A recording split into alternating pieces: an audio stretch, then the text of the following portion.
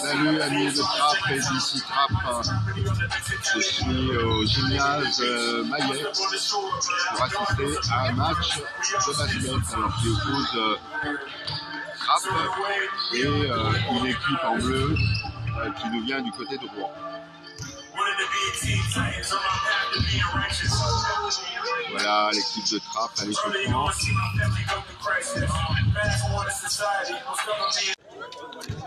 Oui, alors on est à la mi-temps du match et j'ai rencontré une figure de Trappes qu'on connaît tous, ou que beaucoup de gens connaissent, c'est Luc Miseret. Luc, alors qu'est-ce que tu penses de cette situation qui est créée autour du club de basket de Trappes? Je pense que c'est une situation qui est assez délétère. C'est aussi l'objet de ma présence ce soir pour soutenir ce club. Il y a beaucoup de choses qui se disent, de désinformation, etc. Moi, je voudrais juste rappeler qu'il y a des choses essentielles dans le cadre de la démocratie associative. C'est que ce sont les adhérents d'une association qui désignent leurs dirigeants. Et s'il y a à l'intérieur des problématiques, eh bien, on peut convier une assemblée générale extraordinaire, mettre les choses à plat, mais c'est l'objet des membres de l'association et ce n'est pas le maire qui décide qui est un bon dirigeant ou un mauvais dirigeant. Oui, parce qu'il y a clairement une ingérence de la municipalité. Alors l'excuse du maire, c'est de dire ouais, il y a une mauvaise gestion, je ne peux pas verser de subvention à ce club. Qu'est-ce que tu en penses de cette histoire? C'est une ingérence ou c'est un prétexte en fait pour s'ingérer dans les affaires d'un club? C'est une ingérence pure et simple et surtout c'est l'objet des adhérents de ce club de faire en sorte que ce club puisse fonctionner ne serait-ce que normalement, ce qui n'est pas le cas à l'heure actuelle. Ça c'est proprement anormal et ensuite de prendre des décisions en interne. Voilà, donc cette situation est à mes yeux inacceptable et moi je suis venu ce soir aussi pour voir du basket et aussi pour les soutenir. D'accord. Merci Luc, en tout cas merci pour ce soutien parce que nous aussi du côté d'ici Trappes, on soutient évidemment le club de basket de Trappes.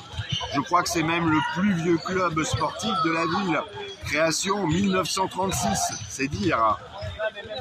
Oui, ça fait partie de l'histoire, mais ça fait aussi partie du présent, c'est-à-dire qu'on a empêché ce club ne serait-ce que de recruter des adhérents par des oukases qui sont inacceptables. Donc c'est absolument impossible de se taire par rapport à ça. Bon, en tout cas, moi, ce qui me frappe ce soir, c'est que il y a beaucoup de monde qui vient assister au match. Donc c'est une nouvelle démonstration que le basketball est un sport très populaire à Trappes. Et moi, je me souviens, quand j'arrive en 95 à Trappes, on me parle d'un seul club, c'est le club de basket. Toi, tu as les mêmes souvenirs au niveau de ce club?